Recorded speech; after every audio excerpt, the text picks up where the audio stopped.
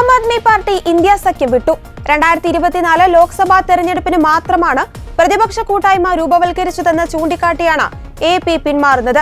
BJPയും കോൺഗ്രസും രഹസ്യവും അഴിമതി നിറഞ്ഞതുമായ കരാറിൽ ഏർപ്പെട്ടിരിക്കുകയാണെന്ന് ആരോപിച്ച AAP വരാനിരിക്കുന്ന തെരഞ്ഞെടുപ്പുകളിൽ ഒറ്റയ്ക്ക് മത്സരിക്കുമെന്നും അറിയിച്ചു.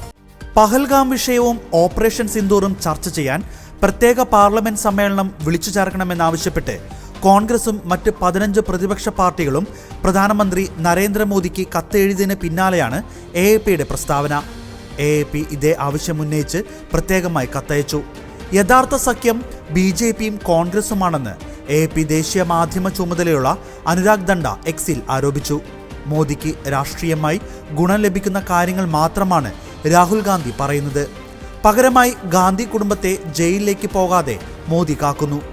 രാജ്യത്തെ ജനങ്ങൾക്ക് വിദ്യാലയങ്ങൾ, ആശുപത്രികൾ, വൈദ്യുതി, വെള്ളം എന്നീ അടിസ്ഥാന സൗകര്യങ്ങൾ ഒരുക്കാൻ രണ്ടു കൂട്ടർക്കും താല്പര്യമില്ലെന്നും അദ്ദേഹം എക്സിൽ കുറിച്ചു. ഇന്ത്യൻ രാഷ്ട്രീയം ശുദ്ധീകരിക്കാൻ നമ്മൾ ഈ പിന്നണി ഗൂഢാലോചന അവസാനിപ്പിക്കണമെന്ന് AAP പ്രസ്താവനയിൽ അറിയിച്ചിരുന്നു.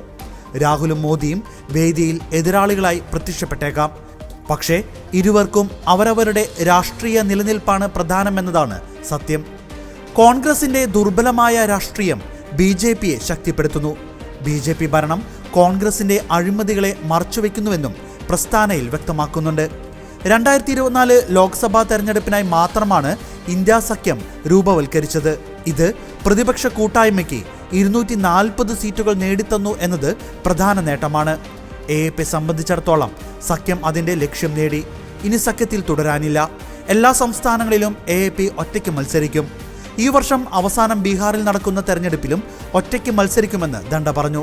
അതേസമയം പാർലമെന്റിൽ രാജ്യത്തിന് ഏറ്റവും നല്ലത് ഏതാണെന്നതിന്റെ അടിസ്ഥാനത്തിൽ പ്രതിപക്ഷ നിലപാടിനെ തങ്ങളുടെ MP-മാർ പിന്തുണയ്ക്കുമെന്നും ഇരു സഭകളിലേക്കും അതനുസരിച്ച് വോട്ട് ചെയ്യുമെന്നും അദ്ദേഹം കൂട്ടിച്ചേർത്തു.